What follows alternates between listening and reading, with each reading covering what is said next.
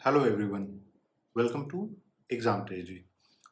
आज की इस वीडियो में हम लोग बातें करने वाले हैं जेएनयू, इफ्लू, बीएचयू, जामिया, इन सारे यूनिवर्सिटीज़ में जितने भी स्टूडेंट फॉरेन लैंग्वेज के लिए अप्लाई करने वाले हैं अंडर ग्रेड कोर्सेज के लिए। तो आज की इस वीडियो में हम लोग इसी के बारे में डिटेल्स से बातें करेंगे कि किस तरीके से आप अपनी प्रिपरेशन को इन्हांस कर सकते हैं, क्योंकि अभी तक जो भी इंफॉर्मेशन अवेलेबल है मोस्ट ऑफ द स्टूडेंट के पास, वो सारे उन चीज़ों के बारे में है जिसमें हम लोगों ने देखा है कि पहले एग्ज़ाम हो चुका है, या फिर आप बोल सकते हैं जो लास्ट ईयर तक एग्ज़ाम हुआ था उसका पैटर्न था। अब जो न्यू पैटर्न आ गया है तो इसमें क्या-क्या चेंजेस करने की ज़रूरत है।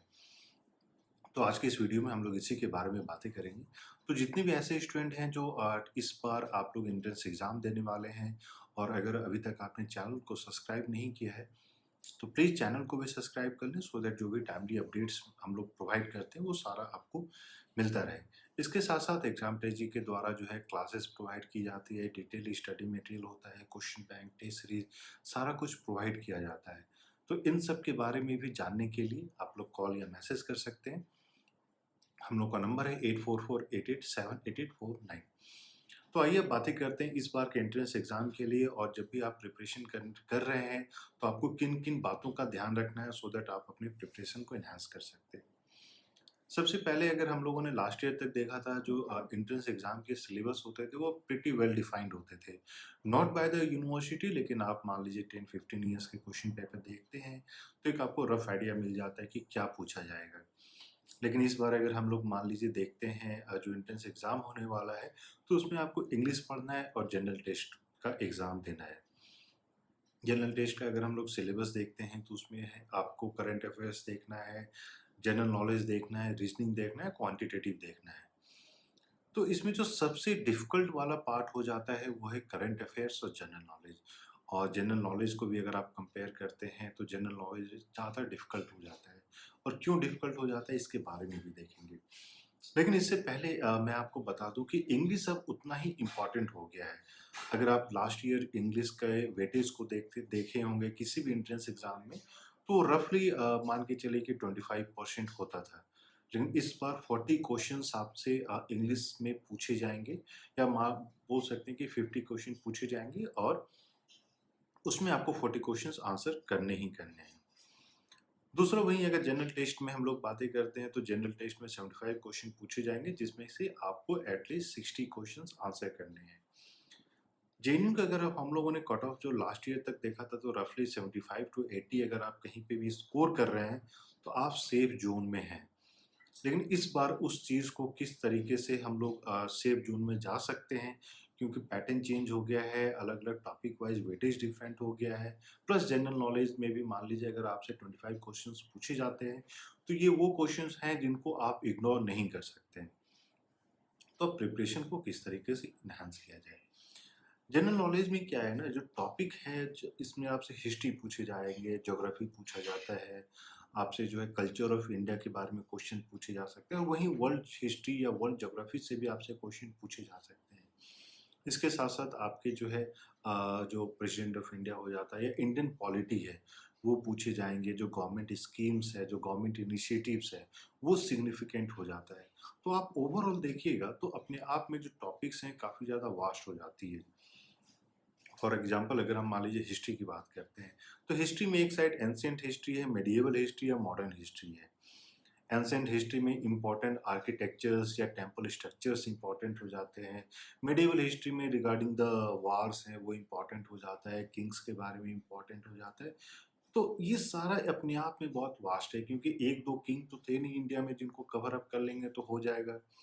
ये पूछा जा सकता है फॉर एग्जांपल कि फतेहपुर सीकरी किसके द्वारा बनाया गया था, या अकबरनामा किस लैंग्वेज में लिखा गया है। तो 2 अपने आप में एक डिफरेंट सेट ऑफ क्वेश्चंस हैं जो निकल कर आते हैं, और यही इस चीज़ को जो है डिफ़िकल्ट कर देता है। फॉर एग्जांपल आपसे क्वेश्चन पूछे जा सकते हैं, कालिदास ने कौन-कौन सी प्ले की रचना की थी, या कौन-कौन से बुक्स उन्होंने लिखे थे। जब ये पूछा जा सकता है कि चंद्रगुप्त मौर्य के कोर्ट में कौन से ग्रीक एम्बेसडर जो है आए थे, या जो ग्रीक एम्बेसडर आए थे उनके द्वारा लिखी गई बुक का नाम क्या है। तो ये एक आप बोल सकते हैं अपने आप में बहुत ही वास्ट टॉपिक हो जाता है। इसके साथ-साथ कुछ-कुछ मिसलेनियस टॉपिक्स भी हो जाते हैं। For example Indus valley civilisation है, रिगार्डिंग रिलिजन है, जैनिज़्म, बुद्धिज़्म, सिखिज़्म, हिंदुइज़्म, इनसे रिलेटेड क्वेश्चंस भी चांसेस बहुत ज़्यादा हाई हो जाते हैं जो पूछे जाएँगे। और फिर मेडिएवल के साथ-साथ फिर मॉडर्न इंडिया जो आप कवर अप करेंगे, वो भी थोड़े-से सिग्निफिकेंट हो जाते हैं, वास्ट हो जाते हैं। फॉर एग्ज़ाम्पल आपसे एक क्वेश्चन ये भी पूछा जा सकता है कि गांधी जी के द्वारा कौन-कौन सी बुक्स लिखी गई थी, या ये भी पूछा जा सकता है कि 1930 का जो कांग्रेस का सेशन था, उसके प्रेसिडेंट कौन थे? या कौन-कौन से इम्पोर्टेंट रिज़ॉल्यूशन पास हुआ था 1916 के कांग्रेस के एनुअल मीटिंग जो होती है।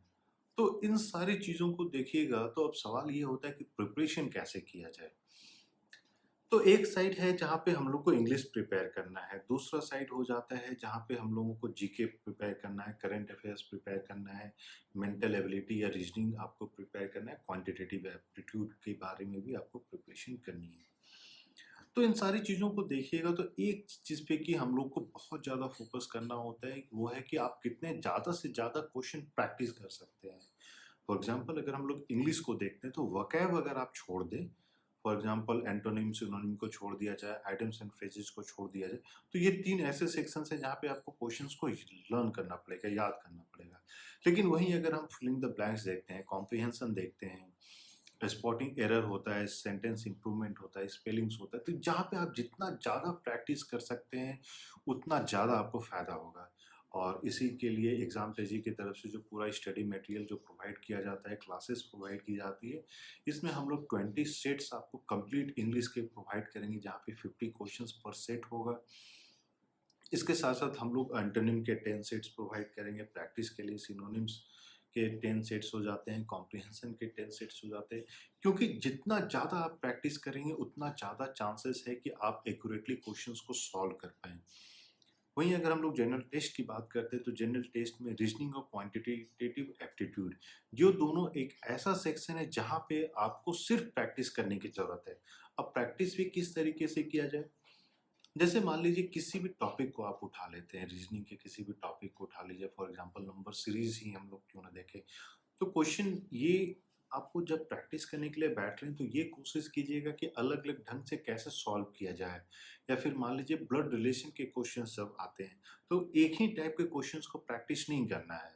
सिंगुलर, प्लूरल दोनों टेंस में आपको क्वेश्चंस प्रैक्टिस करने हैं। इसके साथ-साथ एक्टिव एंड पैसिव वॉइस में जो क्वेश्चंस आते हैं in terms of blood relation, उस टाइप के क्वेश्चंस को आपको प्रैक्टिस करना है। तो वैराइटीज़ होना चाहिए, अगर वैराइटी नहीं होगा तो आप एक ही टाइप ऑफ क्वेश्चंस को प्रैक्टिस करते-करते आपको लगेगा कि हाँ, सारे क्वेश्चंस सॉल्व हो रहे हैं। लेकिन जो फाइनल एग्ज़ाम में क्या होता है कि वो किसी भी टाइप ऑफ क्वेश्चंस पूछ सकते हैं। ब्लड रिलेशन में ही अलग-अलग टाइप ऑफ क्वेश्चंस होते हैं, तो आपको वो सारे प्रैक्टिस करना ज़रूरी है। वहीं अगर हम लोग बात करते हैं नॉन वर्बल रीजनिंग, जहाँ पे फिगर्स होते हैं, तो एक टाइप का हो जाता है जहाँ पे इमेज बेस्ड क्वेश्चंस पूछे जाते हैं। एक टाइप का क्वेश्चन हो जाता है जहाँ पे बोला जाता है कि कोई पेपर है, उसमें कोई डिज़ाइन बना गया है, उसको कट करते हैं, फिर ओपन करते हैं, तो किस तरीके से वो बनकर आएगा। तो ये अलग-अलग नॉन वर्बल रीजनिंग में भी डिफरेंट सेट्स हो जाते हैं, या टाइप ऑफ क्वेश्चन जो आपको प्रैक्टिस करना इम्पोर्टेंट हो जाता है। तो एक तो हो गया रीजनिंग में जहाँ पे आप प्रैक्टिस कर रहे हैं, क्वांटिटेटिव एप्टीट्यूड में आप जितना ज़्यादा से ज़्यादा प्रैक्टिस कर सकते हैं, उतना ज़्यादा अच्छा होगा। और आने वाले वीडियोज़ में हम लोग अलग से बताएँगे कि हर एक टॉपिक को सॉल्व करने के लिए आपको कौन-कौन सी बुक्स रेफ़र करनी चाहिए। लेकिन वहीं अगर हम लोग जनरल नॉलेज की बात करते हैं, तो general knowledge is all about learning things, all about covering more and more questions. तो जनरल नॉलेज को कभी भी आप ये सोचिएगा कि हम जो है किताबें पढ़ के सारा कुछ कवर अप कर लेंगे, तो वो कवर अप करना मुश्किल है। इसीलिए एग्ज़ाम ट्रेजी की तरफ से जो क्लासेस प्रोवाइड की जाती है, क्वेश्चन बैंक प्रोवाइड किया जाता है, तो हम लोगों ने 2 स्ट्रैटेजी अपनाई है। पहला, जो डिटेल्ड स्टडी मटेरियल प्रोवाइड किया जाए, और दूसरा क्वेश्चन बैंक के रूप में। क्योंकि स्टडी मटेरियल में भी बहुत बार ऐसा होता है कि सारा चीज़ तो आपको प्रोवाइड किया जाएगा, लेकिन the way in which the questions can be asked, वो थोड़ा-सा समझना मुश्किल हो जाता है, तो वो सारा कवर हो सकता है आपको क्वेश्चन बैंक के रूप में। तो आप लोग अगर मान लीजिए सेल्फ स्टडी कर रहे हैं, तो स्टडी करते रहिए, लेकिन जब तक आप क्वेश्चन सॉल्व नहीं कीजिएगा, आपको नहीं पता चलेगा कि आप कितने परसेंट आंसर कर पा रहे हैं, कितने परसेंट आंसर नहीं कर पा रहे हैं। इसीलिए एग्ज़ाम पेजी की तरफ से हम लोगों ने ये भी प्लान किया है कि सारे स्टूडेंट जो भी क्लासेस लेते हैं, स्टडी मटेरियल लेते हैं, एटलीस्ट 50 टेस्ट सीरीज़ आपको प्रोवाइड किया जाएगा सो दैट कि आप जितना ज़्यादा प्रैक्टिस कीजिए, आपको उतना ज़्यादा कॉन्फिडेंस भी आता है कि हाँ, जब क्वेश्चंस पूछे जा रहे हैं तो आप उनको आंसर कर पा रहे हैं। और ये चीज़ हम लोगों ने लास्ट ईयर भी देखा था, जो जेएनयू के लिए जो स्टूडेंट्स प्रिपेयर कर रहे थे, आप पढ़ाई तो कहीं से भी कर लेते हैं, लेकिन कैसे अपने प्रिपरेशन को इवैल्यूएट कैसे करते हैं, कि जब क्वेश्चन पूछा जाएगा तो आप आंसर कर पा रहे हैं या नहीं कर पा रहे हैं। इसी चीज़ को देखने के लिए सिग्निफिकेंट हो जाता है कि आप कितना ज़्यादा से ज़्यादा क्वेश्चंस को सॉल्व करें। और इस टाइप के कॉम्पिटिटिव एग्ज़ाम्स को क्रैक करने के लिए एक मूल मंत्र यही है कि अगर मान लीजिए 50 के बदले जितना ज़्यादा से ज़्यादा आप क्वेश्चन कर पाएँ, इसीलिए हम लोग 50 सेट्स जो प्रोवाइड कर रहे हैं, वो तो टेस्ट सीरीज़ के रूप में प्रोवाइड कर रहे हैं। लेकिन इसके साथ-साथ हम लोग जो है सेक्शनल टॉपिक वाइज़ भी आप लोगों को प्रोवाइड कर रहे हैं, जहाँ पे मान लीजिए इंग्लिश की हम लोग बात करते हैं तो एंटोनिम, सिनोनिम का प्रैक्टिस सेट हो जाता है, आइटम्स एंड फ्रेजेस का प्रैक्टिस सेट हो जाता है। फिर कंप्लीट इंग्लिश का 20 प्रैक्टिस सेट प्रोवाइड किया जा रहा है। और ये सारे practice sets will be different from जो आपको टेस्ट सीरीज़ में प्रोवाइड किया जाएगा। एंड ये सब इसलिए प्रोवाइड कर रहे हैं क्योंकि आप जितना ज़्यादा से ज़्यादा प्रैक्टिस कीजिएगा, उतना ज़्यादा से ज़्यादा इंग्लिश के टर्म में अगर हम लोग बात करते हैं तो आपका एक्यूरेसी इंक्रीज़ होगा। एक्यूरेसी क्या हो जाता है कि आप अगर मान लीजिए 50 क्वेश्चन सॉल्व कर रहे हैं, तो 50 क्वेश्चंस में आप कितने करेक्टली सॉल्व कर पा रहे हैं। अब ये इम्पोर्टेंट क्यों हो जा रहा है? एक्यूरेसी की बात क्यों इम्पोर्टेंट हो जाती है? अगर आप देखते हैं पहले लास्ट ईयर तक जेएनयू के एंट्रेंस एग्ज़ाम में कहीं पे भी आपको नेगेटिव मार्किंग नहीं था। लेकिन इस बार जो है नेगेटिव मार्किंग को इंट्रोड्यूस कर दिया गया है। अब नेगेटिव मार्किंग का मतलब ये हो जाता है कि अगर आपने मान लीजिए क्वेश्चन मिस कर दिया, आपने क्वेश्चन छोड़ दिया, तो सिर्फ़ 5 नंबर चले गए। इन द सेंस कि आपको वो 5 जो एडिशनल मिल सकते थे, वो नहीं मिलेगा। लेकिन आपने गलत अगर आंसर कर दिया, तो उसके साथ-साथ 1 नंबर आपका और जा रहा है। तो इसलिए अब जो है एक्यूरेसी बहुत इम्पोर्टेंट हो जाता है। पहले क्या होता था कि मान लीजिए आपने 80 क्वेश्चंस करेक्टली सॉल्व कर दिया, 20 क्वेश्चन गेस वर्क कर दिया, उसमें 2 भी करेक्ट हो गया, तो आपको जो है 82 आ जाता था और आराम से French, German, Chinese, Japanese, Korean, Spanish आराम से मिल जाता था। लेकिन अगर आप मान लीजिए 80 ही सॉल्व कर पा रहे हैं, आपको नहीं पता है कि 80 में भी कितना सही है, प्लस आपने सोचा कि नहीं 20 गेस मार्क कर देते हैं, तो 20 का मतलब ये हो जाता है कि अगर 2 सही हुआ तो आपको 10 मार्क्स मिलेंगे, लेकिन 18 जो गलत हो गए तो उससे 18 नंबर और कट जाएँगे। तो -8 आपका और हो गया। तो वो चीज़ें बहुत ही ज़्यादा सिग्निफिकेंट हो जाती है, आपका एक्यूरेसी इम्पोर्टेंट हो जाता है। तो ओवरऑल हम लोगों ने सोचा कि क्योंकि बहुत सारे स्टूडेंट का ये कॉल आ रहा था कि इस बार अपने प्रिपरेशन स्ट्रैटेजी में किस तरीके से चेंजेस करने की ज़रूरत है। तो एक जो चेंजेस करने की ज़रूरत है कि आप कितना ज़्यादा डेली टू डेली प्रैक्टिस कर सकते हैं। दूसरा जनरल नॉलेज को कवर अप करने के लिए जितना ज़्यादा से ज़्यादा आप एंशिएंट हिस्ट्री, मॉडर्न हिस्ट्री की अगर सेल्फ नोट्स भी बना पा रहे हैं तो आप उसको बनाइए। लेकिन आप देखिएगा कि सेल्फ नोट्स बनाने में भी बहुत ज़्यादा वॉल्यूमिनस हो जाता है। तो उसको एक तरीका है कि आप उसको शॉर्ट नोट्स, हैंड नोट्स अपने रूप में बनाइए और हर एक अल्टरनेट डे या 2-3 दिन में एक बार उसको रिवाइज़ करने की कोशिश कीजिए, तब आपका चांसेस है कि आप उसको 100% रिवाइज़ या लर्न कर पाइएगा। इसके अलावा आपके पास और भी कोई क्वेश्चन है तो आप लोग कॉल या मैसेज कर सकते हैं। क्लासेस के बारे में जानने के लिए आप लोग कॉल या मैसेज कीजिए और एक गूगल फॉर्म दे दिया गया है, उस गूगल फॉर्म को भी आप रजिस्टर कीजिए सो दैट कि हम लोग सारा इन्फॉर्मेशन आपको प्रोवाइड कर सकें। इसके साथ-साथ एग्ज़ाम पेजी की तरफ से एक टेलीग्राम चैनल बनाया गया है जहाँ पे हम लोग डेली प्रैक्टिस सेट्स प्रोवाइड करते हैं। तो उस चैनल को भी जॉइन कर लें, जहाँ पे आप जो है डेली क्वेश्चंस प्रैक्टिस कर सकते हैं। तो एक आपको डेली प्रैक्टिस होते चला जाता है, तो आप जो भी लर्न कर रहे हैं वो सारा वहाँ पे क्लियर होते चला जाएगा। बाकी और भी कोई आपके क्वेश्चंस हैं तो आप कमेंट में जाके कमेंट कीजिए and we will try to answer it as soon as possible. और होपफुली मुझे लगता है कि आपको ये वीडियो पसंद आया होगा, तो अगर पसंद आया तो वीडियो को लाइक कर लें और अगर अभी तक आपने चैनल को सब्सक्राइब नहीं किया तो प्लीज़ चैनल को भी सब्सक्राइब कर लें और नोटिफिकेशन बेल भी दबा लें सो दैट जो भी इम्पोर्टेंट अपडेट्स है वो आपको मिलता रहे। So we wish you thank and all the best.